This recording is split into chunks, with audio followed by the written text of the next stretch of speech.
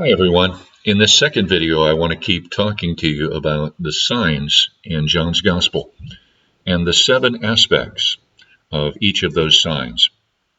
Let's start off in this video by talking about the first aspect, which has to do with the setting of this sign in John chapter 2. In terms of time, or what's called the temporal setting, the first sign story in John happens at the beginning of Jesus' public ministry. In John's Gospel, it is his first public act, public in the sense of being out in public. In terms of place, what's called the spatial setting, the sign takes place at Cana in Galilee. And in terms of the cultural or social setting, this sign takes place in the midst of a wedding celebration. The synoptics also place the beginning of Jesus' public ministry in Galilee, though in different places and with different events. Mark says Jesus began his public ministry in Capernaum by entering a synagogue and casting out an unclean spirit, healing Peter's mother-in-law and many others, before saying to his disciples, it's time to go on to other towns. Matthew says Jesus went throughout Galilee, teaching in their synagogues, preaching the good news of God's kingdom, and healing every disease among the people. Luke says Jesus returned to Galilee in the power of the Spirit after being tempted by God's adversary. And Jesus taught in their synagogues before coming to Nazareth and reading the words of Isaiah, "The Spirit of the Lord is upon me, because he's anointed me to proclaim good news." So the fact that John also places the beginning of Jesus' public ministry in Galilee should not surprise us. It agrees in a broad sense and is similar to the synoptics. But in a more specific sense, John places the sign differently. In terms of its spatial setting, John places the sign in the beginning of Jesus' public ministry in Cana, not Capernaum like Mark, or Nazareth like Luke. And John identifies the event that begins Jesus' public ministry, not with preaching or teaching or healing or casting out a demon, but with a sign. The sign in the Gospel of John takes place on the third day. That's its temporal setting. As John writes those words, his understanding of what they mean is clear, but our understanding of them all these centuries later isn't. There are explanations that refer it in some symbolic way to the resurrection, or add it, again symbolically, to the days mentioned in John chapter 1 to form a first week and a new day. But in the end, the simplest explanation seems to me like the best one. It's about 80 miles from the Judean desert where Jesus is baptized to Cana in Galilee. And since an average person can walk between 20 and 30 miles in a day, that's a 3-day journey. So Jesus and his disciples would have arrived late on the third day, perhaps around sunset or even a bit later. And when they arrive, they find a wedding celebration taking place, and they sit down to eat and drink what for them would be their evening meal. Now, a wedding celebration at that time would have lasted 7 days, and each day's food and drink would have been calculated carefully, provided for carefully, because the honor and reputation of the families was at stake. But on this evening, after Jesus and his disciples arrive, the wine runs out. A guess, and it's only a guess on my part, is that because Jesus and his disciples arrived late at the end of their walk, and unexpectedly, the carefully planned day's wine for that day ran out. The audience. Let's talk about the audience now. The audience of any sign. The second aspect that is important to look at when you look at the signs in the book of signs in John's Gospel. The audience are the people present when the sign takes place, the people who are associated with it in one way or another. In one sense, then, the people who form the audience are part of the setting, but in another, more important sense, the audience deserves to be considered separately. For the audience of a sign story are people Jesus dialogues with, and people who see what happens. So they see and hear. And they are people who, in reality, perceive and understand and respond. They see and hear the sign in different ways. In this first sign, the audience includes Jesus' disciples, his mother, the servants, and the steward or the manager or supervisor of the wedding celebration. Let's talk about the third aspect of a sign. Sign stories in the Gospel of John are labeled in a variety of ways. Some are labeled explicitly. They're called signs by John. They're called signs by John in a narrative comment.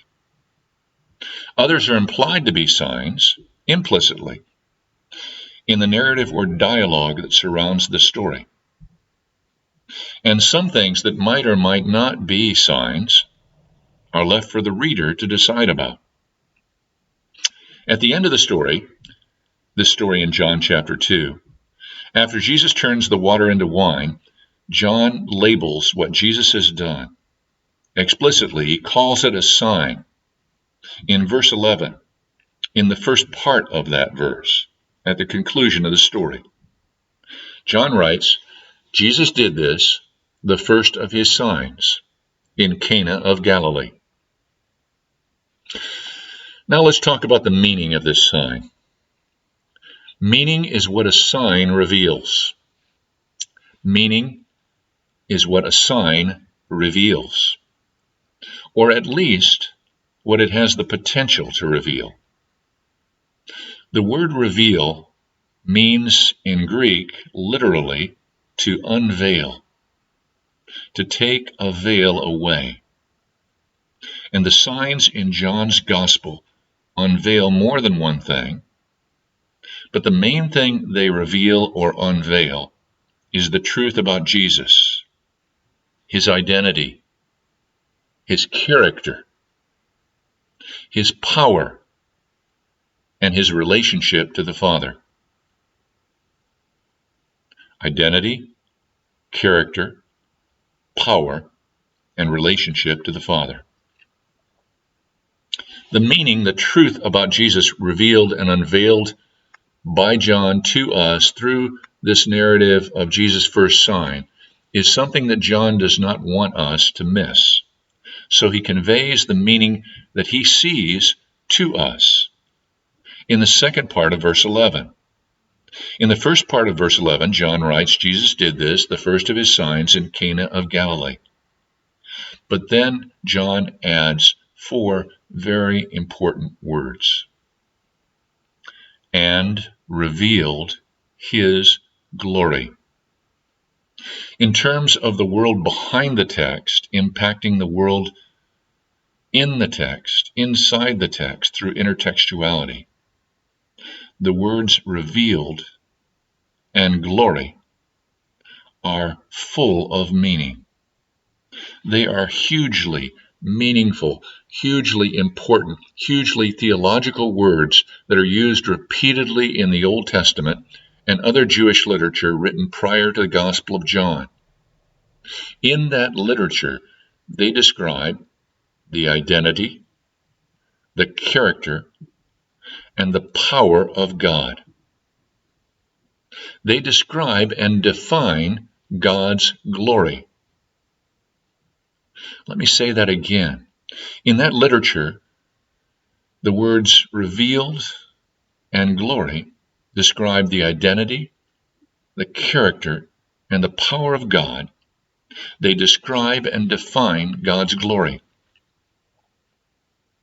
Some of these descriptions in the Old Testament include or are found in stories in which God does wonders, miracles, mighty works, or signs. The word sign occurs in the Old Testament 36 times, mostly in relationship to Moses and the signs God enables Moses to perform among the people of Israel.